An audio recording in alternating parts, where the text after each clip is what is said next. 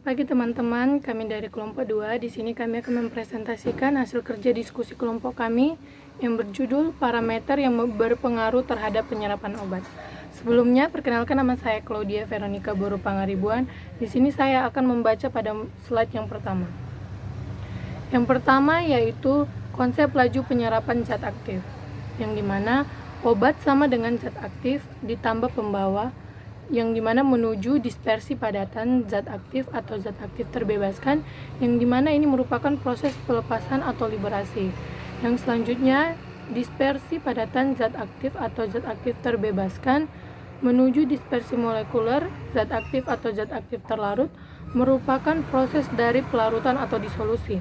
Yang selanjutnya, dari dispersi molekuler zat aktif atau zat aktif terlarut menuju darah atau zat aktif terabsorpsi merupakan proses dari penyerapan atau absorpsi. Laju penyerapan zat aktif ke dalam sistem sistemik adalah resultan laju dari sederetan proses liberasi, disolusi, dan absorpsi. Selanjutnya yaitu absorpsi, disolusi, dan laju difusi zat aktif dalam cairan biologis, yang dimana parameter-parameter yang mempengaruhi proses pelarutan dapat dipahami dari persamaan klasik yang dikembangkan oleh Noyes dan Witness berikut. Berikut adalah rumusnya.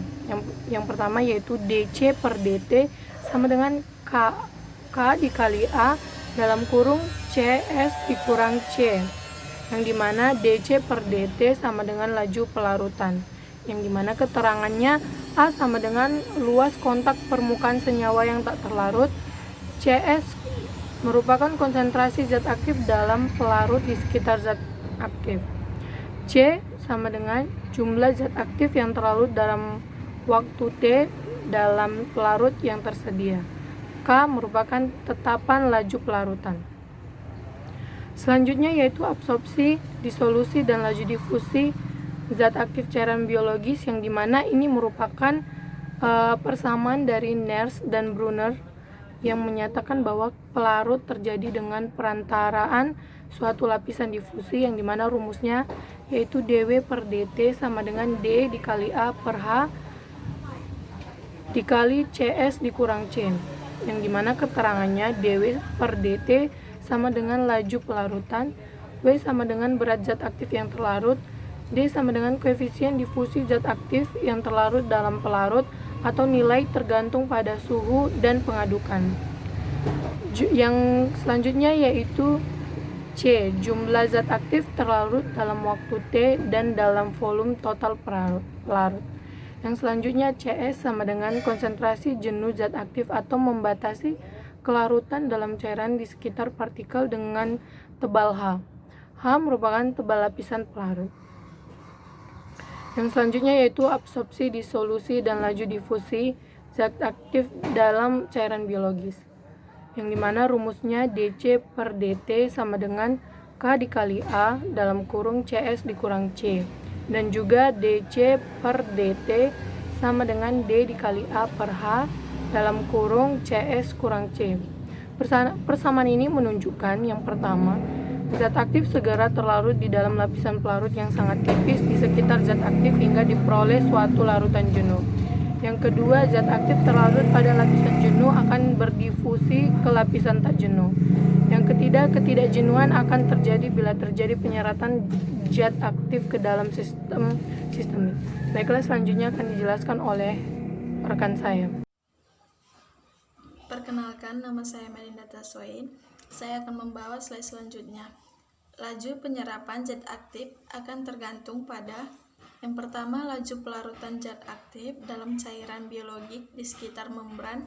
Yang kedua, ada karakter fisikokimia yang dapat mempengaruhi proses penyerapan. Yang ketiga, ada perbedaan sifat fisikokimia tersebut menyebabkan perbedaan keterserapan zat aktif. Kemudian terdapat zat aktif yang mudah atau susah diserap. Kemudian ada faktor-faktor yang berpengaruh pada laju kelarutan. Yang pertama ada ukuran partikel, yang kedua ada kelarutan zat aktif. Kelarutan zat aktif terbagi menjadi perubahan sifat kimia atau pembentukan garam dan ester. kemudian perubahan keadaan fisik dalam bentuk kristal atau amorf, polimorfisa, solvat, dan hidrat, kemudian formulasi dan teknologi, pembentukan eutetik dan larutan padat, pembentukan kompleks, bahan yang dapat mengubah ketetapan dielektrik cairan, bahan pelarut, miselar, penyalutan dengan senyawa hidrofil. Kemudian ada ukuran partikel. Penurunan ukuran partikel dapat meningkatkan laju absorpsi bila pengecilan ukuran tersebut berpengaruh proses pelarutan. Pengurangan ukuran partikel berperan tidak hanya pada laju penyerapan, tetapi juga pada kecilnya derajat kelarutan suatu senyawa. Di sini ada rumusnya, yaitu log S per SO sama dengan 2 dikali V dikali Y per 2,303 RT dikali R. S itu kelarutan partikel yang dimikronisasi, SO kelarutan partikel yang tidak dimikronisasi, yaitu tegangan permukaan, V itu volume molar, R itu tetapan gas, T itu suhu mutlak, dan R itu jari-jari partikel. Kemudian bahan-bahan obat yang diketahui ada perbedaan absorpsi bila diberikan dalam bentuk yang halus dengan yang tidak halus, mencakup antara lain ada aspirin, barbiturat, klorampenikol, digoxin, griseofulvin, hidroksiprogesteron asetat, nitrofurantoin, spironolakton, sulfadiazin, sulfametoksin, sulfatiazol, tetrasiklin, tolbutamide.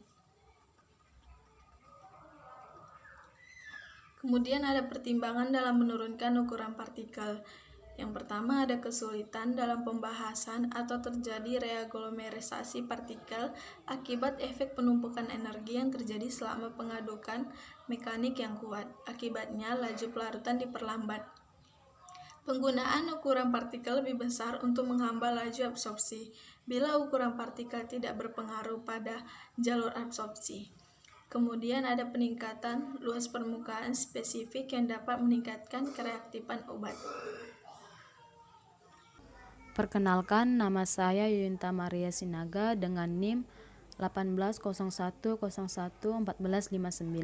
Baiklah, slide selanjutnya saya akan bacakan, yaitu tentang kelarutan zat aktif. A. Bentuk kristal atau amorf. Bentuk amorf tidak mempunyai struktur tertentu. Ada ketidakteraturan dalam 3 dimensinya. Secara umum, amorf lebih mudah larut daripada bentuk kristalnya, misalnya novobiosin. Kelarutan bentuk amorf 10 kali dari bentuk kristal. B. Polimorfisme. Fenomena polimorfisme terjadi bila suatu bahan atau zat menghablur dalam berbagai bentuk kristal yang berbeda, sebagai akibat dari suhu, tekanan, dan kondisi penyimpanan. Contohnya steroid, sulfanilamid, barbiturat, kloramfenikol. C. Bentuk solvat dan hidrat. Selama kristalisasi molekul air dan molekul pelarut dapat berikatan kuat dengan zat aktifnya dengan stabil dan disebut solvat. Jika air sebagai pelarut disebut hidrat. Umumnya senyawa anhidratnya menunjukkan laju pelarut yang lebih tinggi dibandingkan bentuk hidratnya. Hidrat atau solvat dapat terbentuk pada pembuatan atau penyimpanan obat. Bentuk hidrat memiliki sifat fisik yang berbeda dari bentuk anhidratnya, terutama dalam hal disolusi. Misalnya, ampisilin anhidrat lebih mudah larut daripada ampisilin trihidrat. Kelarutan zat aktif di mana dC per dt dikali K dikali A dikali CS dikurang C, atau dC per dt sama dengan D dikali A per H dikali CS dikurang C, berbanding lurus dengan A dan CS dikurang C. Terdapat beberapa cara untuk mempengaruhi kelarutan. Yang pertama kimia. Perubahan kimia dengan pembentukan garam, ester, kompleks, dan lain-lain. Kedua fisik. Perubahan bentuk kristal zat aktif, solven, dan hidrat. Ketiga farmasetik. Penghambatan eksipien atau bahan penglarut, pembentukan kompleks, dan lain-lain. Modifikasi keadaan kimiawi obat. A. Pembentukan garam. Obat yang terionisasi lebih mudah larut dalam air daripada yang tidak. Pembentukan garam bertujuan untuk merubah senyawa asam dan basa yang sukar larut dalam air menjadi bentuk garamnya, sehingga diperoleh peningkatan laju kelarutan. Contohnya penisilin, barbiturat, tolbutamid, tetrasilin, guanidin, vitamin yang larut dalam air, preparat sulfat. B. Pembentukan ester. Daya larut serta kecepatan melarut dapat dimodifikasi dengan pembentukan ester. Secara umum, pembentukan ester memperlambat kelarutan obat. Keuntungannya, pertama, menghindari penguraian zat aktif di lambung. Contoh, ester dari eritromisin atau leukomisin, memungkinkan obat tidak rusak di susunan asam di lambung.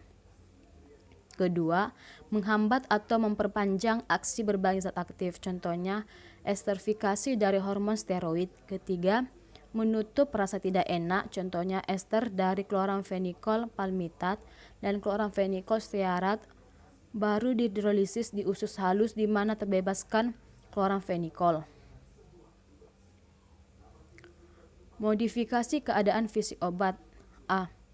Bentuk kristal atau amorf. Bentuk amorf tidak mempunyai struktur tertentu, ada ketidakteraturan dalam 3 dimensinya. Secara umum, amorf lebih mudah larut daripada bentuk kristalnya. Misalnya novobiosin, kelarutan bentuk amorf 10 kali dari bentuk kristalnya. B. Polimorfisme.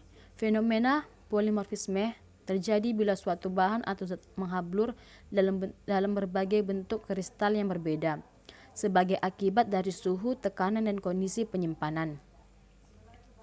Selama kristalisasi molekul air dan molekul pelarut dapat berikatan kuat dengan zat aktifnya, menghasilkan sulfat. Bila pelarut air terbentuk hidrat, umumnya senyawa anhidrat menunjukkan laju pelarutannya lebih tinggi dibandingkan bentuk hidratnya. Hidrat atau sulfat dapat terbentuk pada pembuatan atau penyimpanan obat.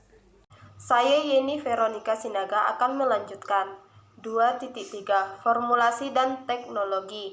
Metode yang paling banyak digunakan untuk meningkatkan pelarutan yaitu A. Penggunaan prosedur teknologi yang dapat mengubah keadaan fisik zat aktif atau pembentukan eutektik. B. Penggunaan bahan pelarut atau CO solut yang dapat membentuk larutan padat dan kompleks dan mengubah tetapan dielektrik cairan pelarut. C. Bahan penglarut miseler. D. Penyalutan dengan senyawa yang lebih hidrofil.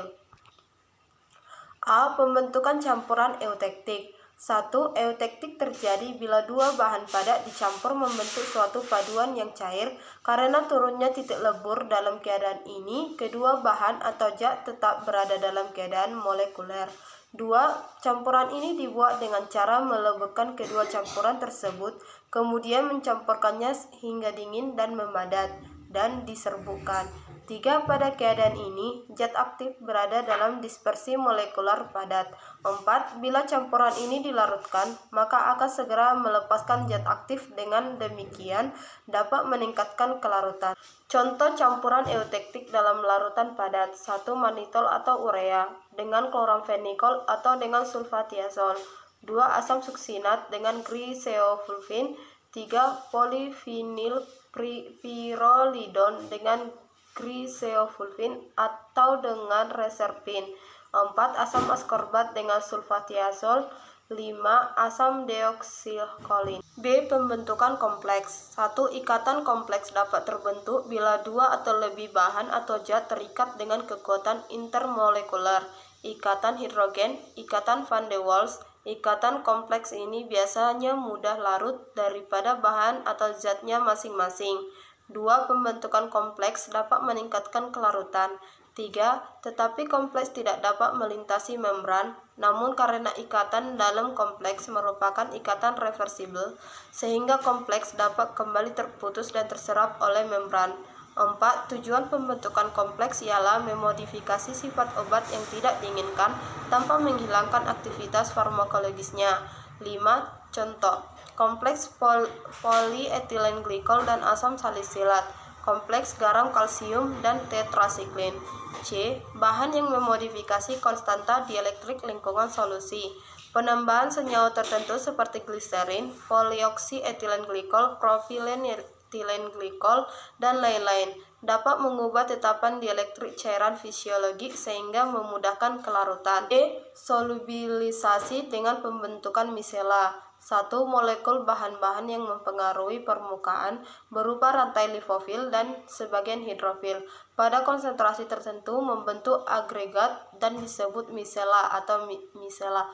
2. Bagian polar molekul mengarah ke tengah di lingkungan air yang memungkinkan termasuknya obat yang bersifat lipofil atau tidak larut dalam air. 3. Mekanisme ini dapat menerangkan mengapa garam empedu membentuk larutan seperti misela dalam saluran cerna atau intestinal. Misela memungkinkan absorpsi obat-obat yang relatif sulit larut dalam lingkungan intestinal ini, misalnya griseofulvin dan heksaosterol. Pelapisan dengan bahan yang lebih hidrofil. Partikel bahan-bahan atau zat aktif atau obat yang sulit larut dalam air bila dilapisi atau dibungkus dengan bahan yang sangat hidrofil dengan cepat dapat membasahi partikel obat dan ini akan mempengaruhi absorpsi. Contoh pelapisan obat dalam larutan gumi arabicum. Faktor sediaan yang berperan pada keterserapan zat aktif. 1. Tahap liberasi.